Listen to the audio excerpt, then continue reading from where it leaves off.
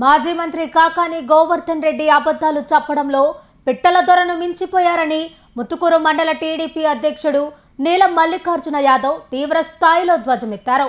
ముత్తుకూరులో సాగునీటి సంఘాల ప్రతినిధులతో కలిసి ఏర్పాటు చేసిన ప్రెస్ మీట్లో ఆయన మాట్లాడుతూ ఇరిగేషన్ పనుల్లో తాము చేసిన అవినీతి మకిలిని అందరికీ అంటించాలని కాకాని వేషాలు వేస్తున్నారని మండిపడ్డారు.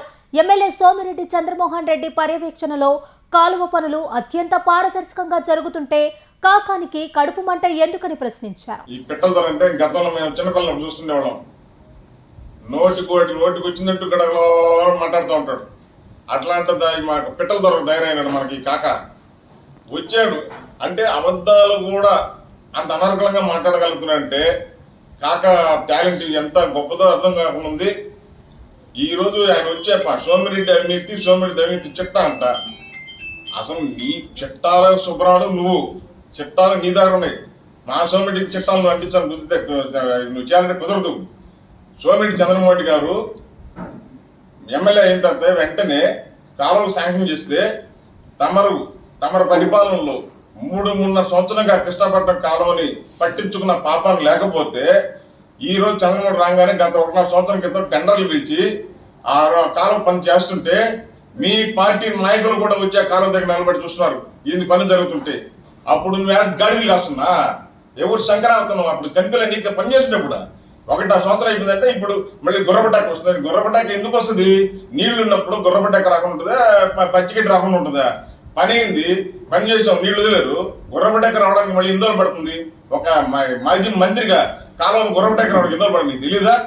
నోరు ఉందని చెప్పి ఇక మాట్లాడి నడవడ చంద్రమోహన్ మీద నిందలేయడం తప్ప ఒక పద్ధతి ఉండాలా. ఈరోజు చంద్రమోహన్ గారు కాలువలు వస్తే ఆయన ఎక్కడ ఒక్క కాలువలో కానీ చెరువులో కానీ ఆయన జోక్యం చేసిన పాపను పోలా. ఎక్కడ లోకల్ రైతులని వాళ్ళే చేసుకున్నారు. మళ్ళీ మాకు ఆఫీసులో మా వాళ్ళందరికీ మీటింగ్ పెట్టి కాలువల పనులు అవినీతి జరిగితే నేను మన నాయకులే సరే ఒప్పుకొని చెప్పి మాకు వార్నింగ్ ఇచ్చినటువంటి వ్యక్తి మా సోమిరెడ్డి చంద్రమోహన్ రెడ్డి.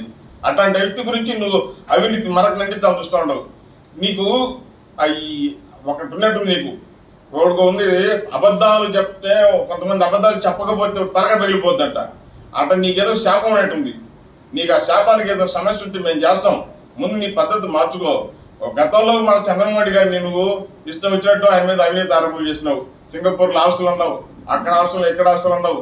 తప్పించుకో కాగితాలు టేబుల్ పెట్టి ప్రెస్ మీట్ పెట్టి మళ్ళీ ఈ రోజు కోర్టుకి ఏం పోయి చెప్తున్నావు? నాకు తెలీదు ఎవరు ఇస్తే పేపర్లు ఇచ్చి పెట్టానంటున్నావు. సిగ్గులే నీగా అట్లా మాట్లాడాక. అదే మాట ఇప్పుడు ప్రజల్లో నువ్వు ఇచ్చి అబద్ధాలను మాట్లాడుతున్నావే. నీ నోటికుండా కోర్టులు చెప్పింది ఒక మాట జనాల ముందు చెప్పేవా? నేను ఒక ఎవడో ఇస్తే ఇచ్చాను నాకు పొరపాటు అయిపోయింది ఆ మాట మాట్లాడలేమో జనాలు. ఇక్కడ మాత్రం చంద్రమోహన్ తిడతావు. కోర్టులో పోయిస్తే అక్కడ మాత్రం నాకు తెలియదు అదేదో జరిగింది చెప్తావు.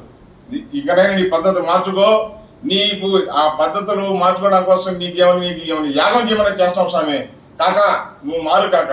నువ్వు మారి ప్రజలకి ఉపయోగపడే పనుల కోసం పాకులాడుతా కాక. ఈరోజు పనిచేసే వాళ్ళ మీద బురద జల్బా కాక. నువ్వు నీ కోసం మళ్ళీ చెప్తున్నావు. తెలుగుదేశం పార్టీది అభివృద్ధి, నీది దుర్బుద్ధి. ఇదే పరిస్థితి. నీకు ఇంకా నీ పద్ధతి మార్చుకోకపోతే రాబోయే రోజు జనాలు చీ కొడతారు కాక. నువ్వు పద్ధతి మార్చుకో కాక. ఎందుకంటే పనులు అయిపోయిన బిల్లుని మళ్ళీ అంటాడు. బిల్లులు అయిపోయింది. ఇప్పుడు 6 నెలల క్రితం పని చేస్తే వాళ్ళు ఇరిగేషన్ వాళ్ళు లేట్ అయ్యి ఇప్పుడు బిల్లు చేస్తుంటారు. అంటే అది పని చేయకుండా ఇప్పుడు బిల్లు చేస్తున్నట్టనా? కొంచెం విచారించుకో. ఒక మాజీ మంత్రి నువ్వు విచారించుకొని ఒక హుందాగా ప్రవర్తించు. అభివృద్ధి కోసం సహకరించు. లేదా అది నీకు జిల్లా పోయించినప్పటి నుంచి నీ పరిస్థితి ఏం బాగాలేదు. నీ తలగా మారిపోయింది. దాని గురించి కొంచెం ఆలోచిస్తాం. నీకు ఒక 1000 రూపాయలకి ఒక కాకి సొక్క, కాకి డాయర్ ఒకటి, ఒక నోట్లో పికిలి ఒకటి కూడా కొనిస్తాం. నీకు అదేది బాగా సూట్ అవుతుంది. ఇంక నుంచి నువ్వు ఆ విధంగా పోవడం కూడా మంచిదని కూడా తెలియజేసుకుంటున్నాను. ఈ టెక్నో ఒలింపియాడ్, సివోస్పార్క్, మెడిస్పార్క్ వంటి ఆధునిక అకాడమిక్ ప్రోగ్రామ్స్ ద్వారా విద్యార్థుల్లో లాజికల్ థింకింగ్, సైన్స్ అవగాహన మరియు విశ్లేషణాత్మక నైపుణ్యాలను అభివృద్ధి చేస్తూ సిబిఎస్ఈ అండ్ స్టేట్ బోర్డు కరికులంలలో అత్యుత్తమ ఫలితాల సాధనకు దృఢమైన పునాది వేస్తోంది నారాయణ.